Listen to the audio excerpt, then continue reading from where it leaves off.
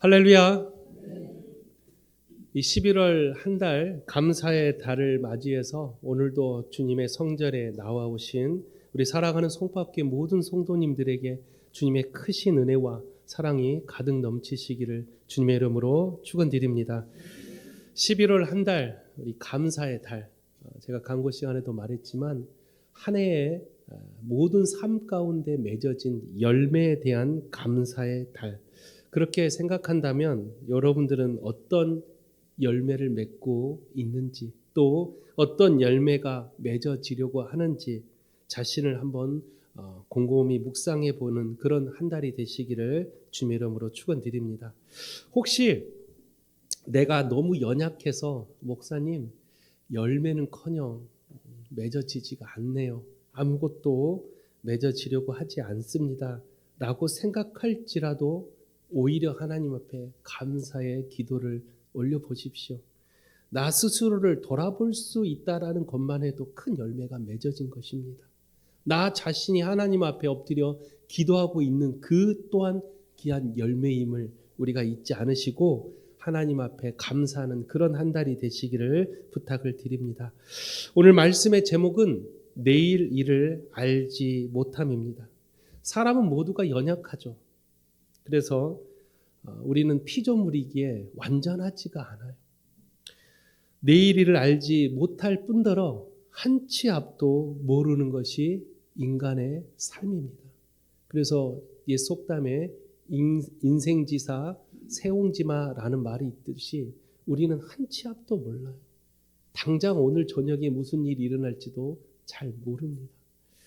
그런 연약한 삶을 살고 있는 게 바로 우리라면 이러한 삶 가운데 우리가 무엇을 마음으로 생각하고 또 무엇을 해야 할지 우리는 다시 한번 나 자신을 돌아보는 그런 시간들이 되시기를 부탁을 드립니다. 복음 성가 중에 여러분 잘 아시겠지만 내일 일은 남몰라요 라는 찬양이 있어요. 아십니까? 내일 일은 남몰라요, 하루하루 살아요, 이런 찬양이 있어. 이 찬양을 쓴 사람이 바로 미국의 목사님이자 가수였던 아이라 스탬필이라는 목사님이세요. 이 목사님이 이 노래를 작사 작곡을 했는데 이 작사 작곡을 할 때 이 목사님의 삶이 너무나도 힘들었대요. 여러 가지 어려움을 당하고 하는 일마다 되질 않고 너무나도 힘들었던 건 사랑하는 아내와 헤어지게 되고 그 아내가 교통사고로 죽음을 맞이하게 돼요. 그러한 일련의 과정을 겪으면서 이 스탬필 목사님이 썼던 찬양이 바로 내일일은 남몰라요 라는 찬양. 원래 이 노래의 원 제목은 I know who hold tomorrow 라는 제목이에요. 이 영어의 해석을 해보면 제목은 바로 내일을 주관하는 분은 나는 알고 있네. 내일을 주관하는 분을 나는 알고 있네라가 원래 이 찬양의 원 제목입니다. 근데 우리는 한국에서 내일은 남몰라요라고 그렇게 부르고 있는데 이 찬양을 쓸 당시에 그 목사님의 마음은 또 삶은 너무나도 피폐했어요. 죽을 만큼 힘들었던 극한의 절망에서 내일의 해를 빌려와서 오늘을 살 수 없다라는 것을 깨닫게 됩니다. 그리고 힘들고 어렵고 고난의 긴 터널을 살고 있는 지금 이 하루하루를 내가 어떻게 사는 것이 오히려 더 하나님 앞에 나가는 것일까를 깨닫게 돼요. 그래서 내일 일은 남몰라요. 하루하루 살아요. 그 가사를 쓰면서 이 스탬필 목사님은 하루를 최선을 다해 살 수 있다라는 것이 하나님께 받은 최고의 은혜이구나 라는 것을 깨닫게 됐다라는. 여러분 어떻습니까? 늘 이상적인 것만 바라고 사는 사람들이 있어요. 잘 되겠지, 뭔가 이루어지겠지. 그것보다 더 중요한 것은 지금 내가 어떻게 살고 있는가, 지금 내가 지금 이 하루를 어떻게 보내고 있는가가 더 중요한 것인데 최선을 다하지도 않으면서 또 하나님 마음에 합당한 삶을 살지도 않으면서 그저 하나님 축복해 달라고, 그저 하나님 우리 가정에 하나님 은혜 내려 달라고 그렇게만 생각하고 있다면 지금 나의 하루를 돌아볼 수 있는 그런 여러분들이 되시기를 주 이름으로 부탁을 드립니다. 사랑하는 성도 여러분, 우리는 내일 일을 알지 못합니다. 내일 일을 알지 못합니다 라고 고백하는 사람이 바로 역사의 주관자 되시는 하나님을 믿는 믿음의 시작이에요. 내일을 알지 못하니 하나님 나를 도와달라고, 내일을 알지 못하니 주님 나를 인도해 달라고 하나님을 의지할 수 있는 믿음의 시작이 어디서부터 시작이 되냐? 바로 내일을 알지 못하는 불확실한 미래를 인정하고 연약한 나 자신을 인정할 때 완전하신 하나님을 의지하게 된다라는 거예요. 근데 많은 사람들이 어때요? 자신이 연약하다는 것을 잘 인정하지 않아요. 사람들보다 더 강하고자 하는 마음, 누구보다 위에 있으려고 하는 마음, 남들보다 뭔가 좀 못나는 건 자존심이 허락하지 않아서 없는데도 있는 척, 아무것도 가진 게 없어도 가진 척 하는 사람들이 우리 세상에 너무나도 많이 살고 있어요. 여러분 어떻습니까? 누구 앞에서 혹시 가진 척, 있는 척 해본 적이 있습니까? 저는 있어요. 제가 학교 다닐 때 너무 집이 가난했어요. 집에서 대학교 등록금도 낼 수 없을 만큼 어려웠어요. 그래서 학교를 다니는데 다 학생들을 보면 여러분 알다시피 남한테 꿀리기 싫잖아요. 그래서 친구들 만나면 아버지 뭐 하시냐? 사업한다고. 사람 사업한다고. 늘 제가 그렇게 말을 했던 게 아직도 기억이 나요. 있는 척, 가진 척. 인간이라면 뭔가 이런 사람들 앞에서 더 잘나 보이고 싶은 마음은 누구나 다 가지고 싶은 마음일 것입니다. 그런데 나 자신에게 주어진 최고의 것을 보지 못하기 때문에 자꾸만 있는 척, 가진 척 하는 거예요. 아니에요. 우리는 가진 척이 아니라, 있는 척이 아니라 우리는 세상이 주지 못하는 최고의 것을 가지고 있어요. 세상이 주지 못하는, 세상이 넘볼 수 없는 최고의 선물들을 우리는 가지고 있어요. 가진 척이 아니에요. 가지고 있습니다. 있는 척이 아니에요. 있습니다. 근데 왜 그걸 깨닫지 못할까? 왜 그것의 가치를 우리는 알지 못할까? 그래서 자꾸만 허영심, 남들보다 더 잘 보이고 싶어하는 허탄한 마음을 가지고 우리는 살아가려고 하죠. 오늘 본문의 야고보 사도가 본문 14절에 말하기를 내일 일을 너희가 알지 못하는도다 라고 그렇게 외치고 있어요. 미래가 불확실한 삶, 여러분 삶 가운데 우리의 미래, 우리의 비전이 혹시 보이지 않아서 마음속에 불안과 극도로 심한 스트레스를 받아본 적이 있습니까? 지금 당장 어떤 일에 손이 잡히지 않아서 내가 지금 무엇을 해야 될지 여러분들 많은 어려움을 당해본 적이 있습니까? 우리는 연약한 존재이기에 우리의 삶과 우리의 비전이 보이질 않아도 그걸 인정하시고 하나님 앞에 오히려 엎드려 간구하는, 하나님만을 의지하는 참된 그리스도인들이 되시기를 주님의 이름으로 축원드립니다. 내일은 알지 못하지만 내일 일을 알고 계시는 주님을 붙들 때 우리의 불확실한 미래는 확실한 미래로 바뀌는 거예요. 내가 바꾸는 게 아니라 확실한 미래를 붙들고 계시는 주님을 붙들 때 그 미래가 나에게 놀라운 은혜로 찾아온다라는 거예요. 어떤 미래가 나에게 다가올지는 몰라요. 그러나 주님을 붙들고 있다면 주님이 우리에게 절대로 나쁜 것을 주시지 않아요. 마태복음 7장에 말하기를 세상의 부모도 자식에게 좋은 것을 줄 줄 알거든 하물며 천부 하나님께서 어찌 좋은 것을 주지 않겠느냐. 하나님이 우리에게 더 좋은 것을 주실 분이라면 불확실한 미래를 하나님께 맡기고 주님 앞에 엎드려 기도해 보십시오. 반드시 주님은 좋은 것을 우리에게 주실 것입니다. 믿습니까? 그게 바로 믿음이라는 것입니다. 오늘 말씀을 통해서 불확실한 미래를 살아가는 우리들에게 오늘 야고보 사도를 통해서 하나님은 세 가지의 질문을 우리에게 하십니다. 이 세 가지의 질문이 오늘 여러분에게 임할 때 그 질문을 내가 어떻게 대답할 것인가를 한번 곰곰이 생각해 보시기를 부탁을 드립니다. 하나님은 첫 번째로 우리에게 이렇게 질문하십니다. 본문 13절이에요. 들으라. 너희 중에 말하기를 오늘이나 내일이나 우리가 어떤 도시에 가서 거기서 1년을 머물며 장사하여 이익을 보리라 하는 자들아. 이 말씀은 어떤 질문이냐면 너 어떤 계획을 가지고 있느냐라는 질문이에요. 하나님이 우리에게 질문하십니다. 첫 번째 질문. 너는 어떤 계획을 가지고 있느냐? 라고 여러분에게 질문을 던졌어요.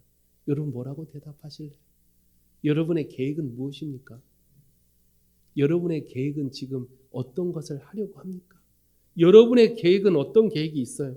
사람들은 여러 가지 계획이 있죠. 자녀를 양육할 계획, 또 사업에 대한 계획들, 내가 인생에 대한 공부할 계획들, 내가 지금 하고자 하는 일들을 어떻게 생각할 것인가에 대한 계획들을 우리는 여러 가지 방면으로 우리는 다 계획을 짜고 있어요. 가정에도 아내들은 오늘 저녁엔 어떤 반찬을 만들까? 다 계획해야 돼요. 생각을 하고 또 생각을 해야 된다라는 여러 가지 계획들을 다 가지고 있는데 그 중에 하나님에 대한 계획은 가지고 계십니까? 하나님을 향한 계획하심은 혹시 있습니까? 라고 여러분에게 질문을 드려보고 싶습니다. 하나님은 우리들을 향한 계획하심이 있대요. 하나님은 언제나 우리를 향한 계획하심을 펼쳐놔요. 그걸 바로 놀라운 계획이라고 말을 해요.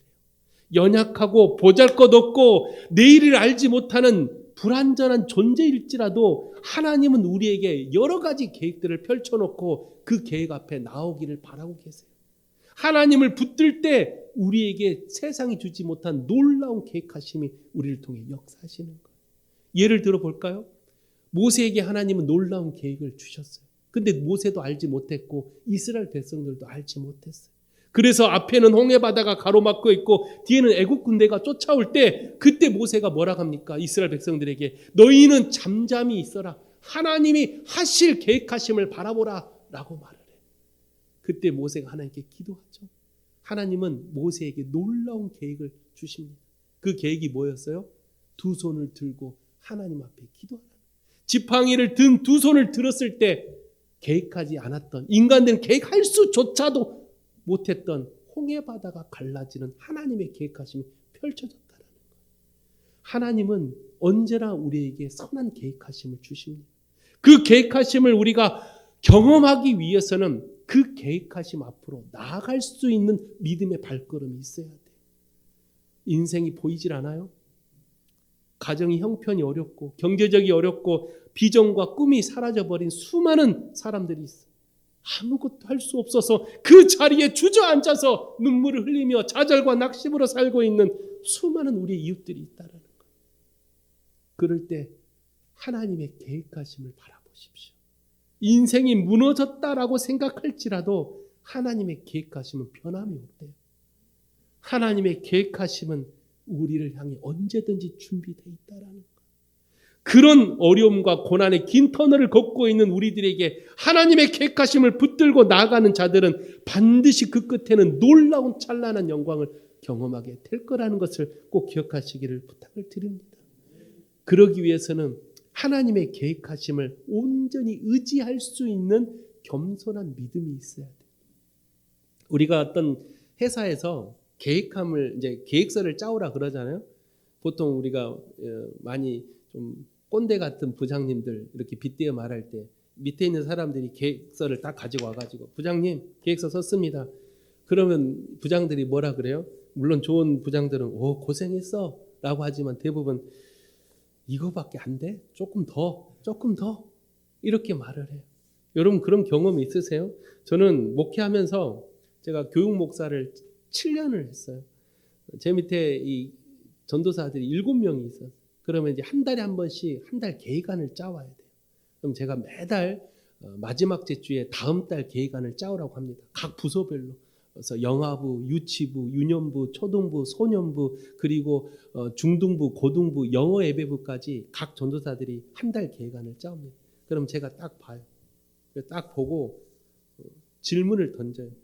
이 프로그램, 이 계획안 어떻게 하실 거예요? 라고 딱 질문 던져요. 그러면 머뭇머뭇거려요. 그게 뭐예요? 그냥 인터넷에 있는 계획안을 그냥 갖다 붙이게 하고 온 거예요. 준비하지도 않고 자시가 노력하지도 않고 어디 가서 답사도 해보지도 않고 그냥 인터넷에 떠돌아다니는 좋은 계획감이 있어서 그냥 갖다 붙이게 해온 거예요. 물어보면 어떻게 경험이 없는 거예요. 그럴 때 제가 뭐라고 말하냐면 좋은 계획안인데 중요한 것은 아이들에게 맞는 계획안을 짜오세요. 다른 교회 또 큰 교회에서 성공한 프로그램보다 지금 우리 아이들에게 가장 필요한 계획이 무엇인지를 조금 더 고민해 보세요 라고 제가 늘 그렇게 이야기를 해요. 거창한 것보다는 지금 우리에게 필요한 것이 무엇인가? 여러분 인생이 대단한 것 같죠? 아니에요.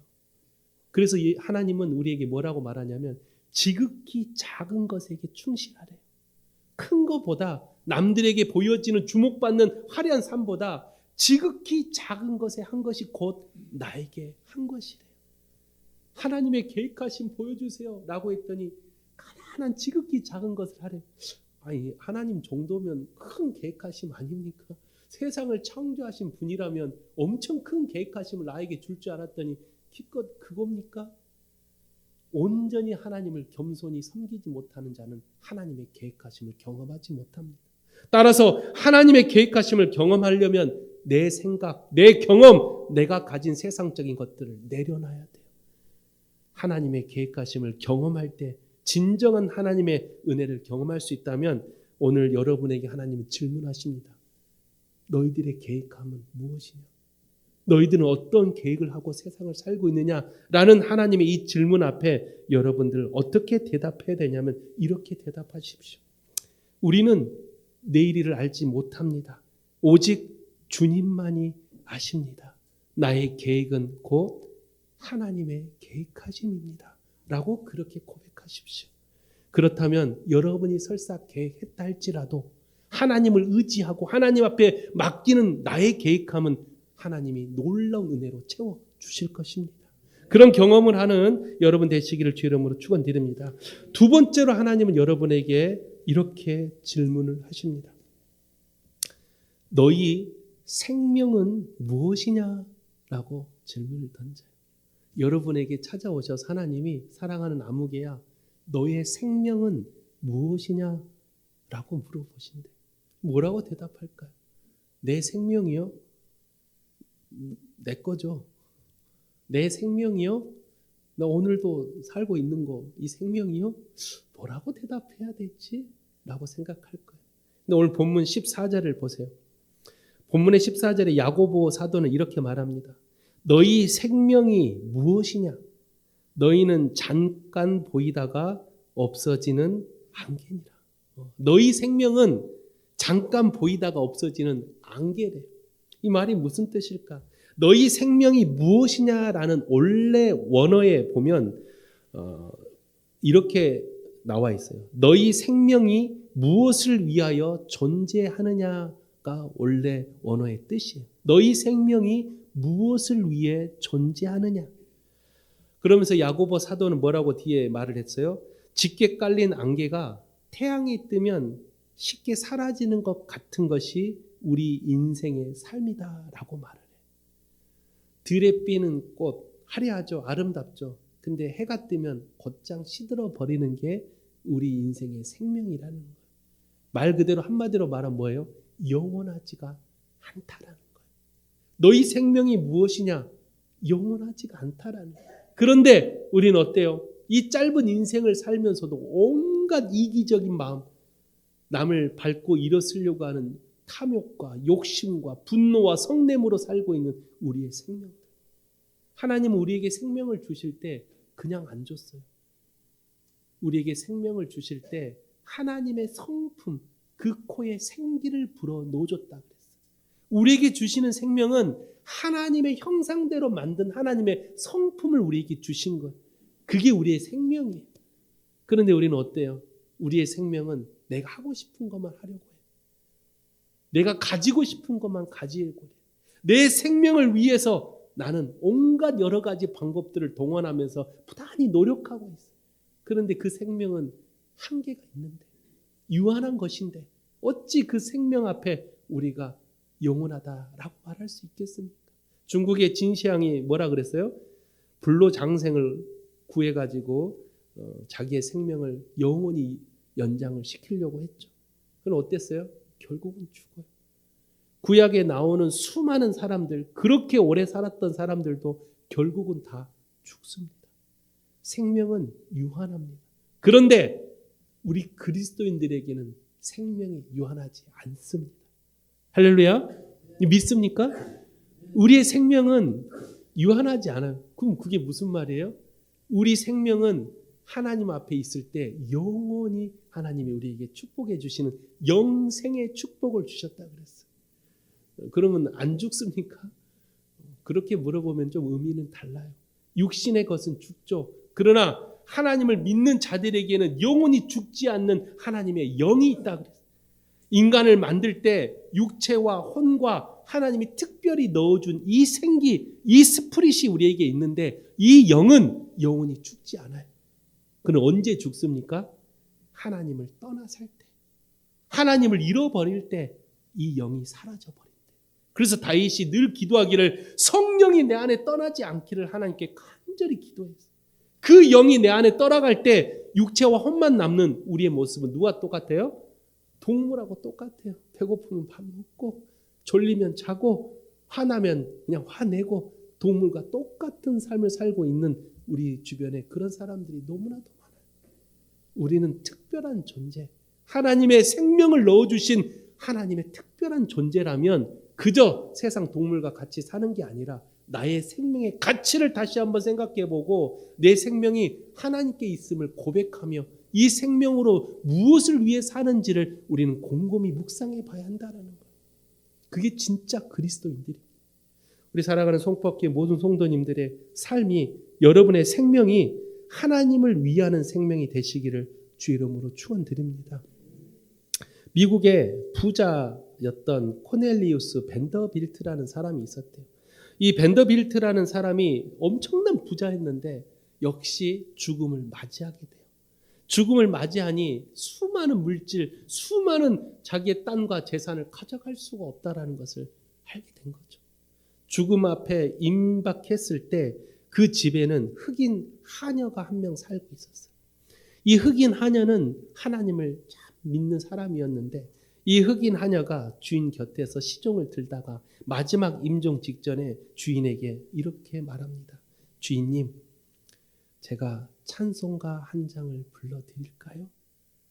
일단 벤더빌트가 어차피 죽을 거 찬송가라도 들어야 되겠다. 그래, 불러주라 했더니 그 흑인 하녀가 불렀던 찬양이 찬송가 96장 예수님은 누구신가? 라는 찬송가였어요. 이 벤더빌트가 조용히 찬송가를 들으면서 가사를 음미하게 됩니다. 그 가사의 내용이 어떤 내용이에요? 우는 자의 위로, 없는 자의 풍성, 천한 자의 높음, 잡힌 자의 노임, 병든 자의 고침, 죽은 자의 부활, 추한 자의 정함, 죽을 자의 생명. 이 흑인 하녀가 이 찬송가 96장을 쫙 부르는데 벤더빌트의 눈에 눈물이 쫙 흐르는 거예요. 한 번도 교회를 다녀보지 않았던 이 벤더빌트가 마지막 죽음 임종 앞에 그 흑인 하녀가 부르는 그 찬양의 가사에 눈물을 흘렸다라는, 자신의 삶이 덧없고 인생의 허탄한 삶을 살았던 이 벤더빌트, 세상에서는 남부럽지 않게 성공했다라고 말하지만, 부와 명예와 모든 것을 가졌다 말하지만 진정으로 가지지 못한 게 있었으니 바로 예수 그리스도가 주시는 참된 영생의 은혜였다는, 그걸 가지지 못했던 이 벤더빌트는 죽음 앞에 눈물을 흘리면서 그 찬송가의 가사를 듣더니 흑인 하녀에게 이렇게 고백합니다. 주님, 저는 가난하고 천한 사람입니다. 내가 가지지 못한 최고의 것을 이제서야 만나게 됩니다. 라고 눈을 감고 죽었다라는 거예요. 사랑하는 여러분, 누군가가 우리에게 당신의 생명은 무엇입니까? 라고 물어본다면 이렇게 대답하십시오. 우리의 생명은 주님을 위해 살아가는 것입니다. 할렐루야. 그렇게 대답하십시오.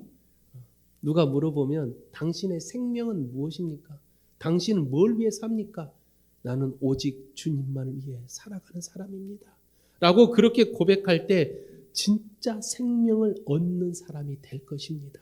그 진짜 생명을 얻는 사람이 하나님 앞에 영원한 축복, 영원한 영생을 얻어 주님과 함께 한다는 것을 꼭 기억하셔서 로마서의 바울 사도가 말했던 것처럼 생명은 누군가를 위해 희생하는 게 가장 고귀한 희생이래요. 가장 고귀한 생명이래요.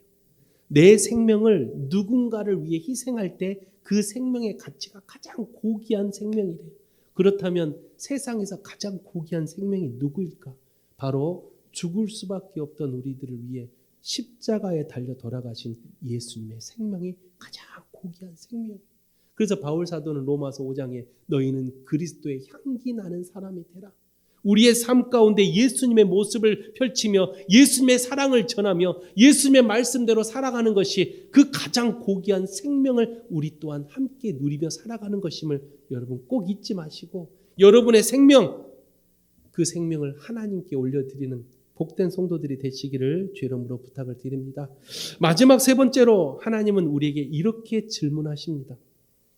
너희 자랑은 무엇이냐? 오늘 본문 16절이에요. 16절에 뭐라고 말을 해요? 이제도 너희가 허탄한 자랑을 하니 그러한 자랑은 다 악한 것이다. 이 자랑이라는 거 여러분들 많이 해보셨어요? 자랑. 우리가 자랑 그러면 대부분 엄마 아빠들은 자녀 자랑 많이 하고 또 아내는 남편 자랑하고 남편은 아내 자랑하고 그런가요? 보통 아내는 남편 자랑 잘 안 하던데 우리가 누군가를 자랑한다라는 건 그 사람을 사랑하기 때문에 자랑해요. 우리가 자녀들을 누군가에게 자랑할 때 그 자녀가 너무 좋으니까 눈에 넣어도 안 아플 우리 자녀들 남한테 자랑해요. 그런데 이 자랑이 변질되어져. 점점 어때요? 남들보다 뭔가 더 잘나 보이려고 자랑을 해. 야, 이번에 우리 아들 승진했대. 이번에 우리 아들 좋은 대학 들어갔대. 왜 자랑합니까? 그 자랑하면 국가에서 돈이 나와요. 무슨 직분을 줍니까? 근데 왜 자랑해요? 그냥 남들보다 뭔가 더 잘나 보이려고. 그걸 오늘 야고보 사도는 어떤 자랑이다? 허탄한 자랑이다 라고 말을 해요. 허탄한 자랑.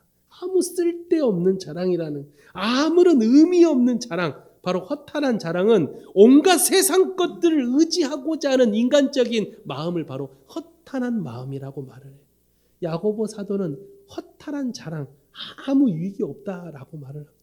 그렇다면 우리는 어떤 자랑을 해야 될까? 성경에서 가장 올바른 자랑을 한 사람이 누굽니까? 라고 말하면 저는 바울 사도를 여러분에게 소개하고 싶어요. 바울 사도는 어떤 자랑을 했어요? 오직 부활하신 예수님만 자랑해요. 왜? 바울 사도는 자기가 원래는 어떤 사람이었어요? 베냐민 지파요 히브리인 중에 히브리인이요 나는 율법으로서는 최고의 사람이었던 그런 사람이다 라고 말할 정도로 엄청난 자랑할 것이 많았던 사람. 그런데 부활하신 예수님을 만나 후에 바울의 자랑은 오직 예수 그리스도만 자랑합니다. 오히려 자기가 가지고 있던 것을 배설물로 여길 만큼 내 것은 아무것도 아니고 오직 예수 그리스도만을 나는 평생 자랑하겠노라 라고 고백해요. 우리의 자랑, 바울 사도의 자랑, 우리도 오직 주님만을 자랑하며 사시기를 주 이름으로 부탁을 드립니다. 근데 문제가 있어요. 자랑하려면 예수님을 알아야 자랑하지. 누가 물어봐, 야, 너 교회 왜 다니니? 예수님이 너무 좋아서. 예수님이 누군데? 몰라. 그냥 교회에서 그렇게 말하래. 아니 예수님이 누군데 그렇게 좋아서 교회를 다녀? 몰라. 어렸을 때부터 교회 다녔어. 내가 누군가를 자랑하려면 내가 자랑의 대상이 누군지를 알아야 자랑할 거 아니에요. 여러분 만약에 누가 물어봐요. 예수님이 누굽니까? 여러분 뭐라고 예수님을 자랑하실래요? 응? 예수님 말은 많이 있는데 막상 할 게 없는 거예요. 세상을 창조하신 분? 그렇게 자랑해야 되나? 지금 안 믿는 사람이 나에게 물어봤는데 예수님이 누구냐고 물어보는데 난 어떻게 대답을 해야 될까? 여러분 각자의 대답은 다를 수 있지만 저는 이렇게 대답을 해야 된다고 봐요. 예수님이 누굽니까? 라고 한다면 딱 한마디만 하세요. 우리에게 진짜를 주시는 분. 이 진짜가 세상 사람들도 진짜를 준다고 말하지만 사람들은 언제나 연약해서 그 진짜가 언제든지 가짜로 변할 수 있어요. 그러나 주님은 절대로 변하지 않으신대. 주님이 주시는 건 절대로 가짜가 아니라는 거예요. 주님이 주시는 우리에게 주시는 여러 가지가 있죠. 사랑, 은혜, 봉사, 섬김, 생명, 수고, 수많은 것들이 다 뭐예요? 진짜라는 거예요. 누군가에게 예수님이 누굽니까? 예수님은 진짜를 주시는 분이에요.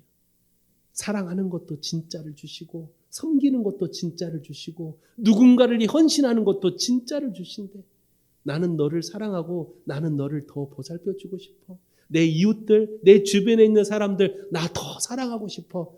근데 그 사랑을 내가 주는 게 아니라 진짜를 주시는 예수님께서 주실 거야. 이게 우리가 자랑할 수 있는 예수님이에요. 그 어떤 것보다 가장 큰 자랑, 진짜를 주시는 예수님을 여러분 주변 사람들에게 자랑하십시오. 그러면 그걸 듣는 사람들이 그래? 내가 그 진짜를 주는 사람 한번 만나봐야 되겠다 하고 주님의 전으로 나오게 되는 거예요. 저는 우리 송파교회 모든 성도님들이 예수님만을 자랑하시기를 주 이름으로 부탁을 드립니다. 사람은 연약해서 살다 보면 실망해요. 내가 저 사람이 진짜 같고 저 사람이 나에게 좋은 것만 줄 것 같아서 그 사람을 내가 온전히 의지했는데 언제나 우리는 실망하고 또 실망해요. 우리는 변하지 않고 우리에게 언제나 진짜를 주시는 예수 그리스도만 자랑하는 그런 여러분이 되시기를 주님의 이름으로 축원을 드립니다. 말씀을 마칩니다. 오늘 주님은 우리에게 세 가지 질문을 하셨어요. 첫 번째, 우리의 계획이 무엇인지, 또 우리의 생명이 무엇인지, 그리고 우리의 자랑이 무엇인지, 이 세 가지 질문 앞에 우리는 이렇게 대답하십시오. 우리의 계획은 하나님의 계획이며 우리의 생명은 주님을 위한 생명이며 우리의 자랑은 오직 주님 한 분임을 당당하게 대답할 수 있는 저와 여러분이 되시기를 주님의 이름으로 축원드립니다. 기도하겠습니다. 거룩하신 하나님 아버지, 인생을 살아가는 우리의 연약한 우리의 삶 가운데 오늘 하나님 우리에게 세 가지 질문을 하십니다.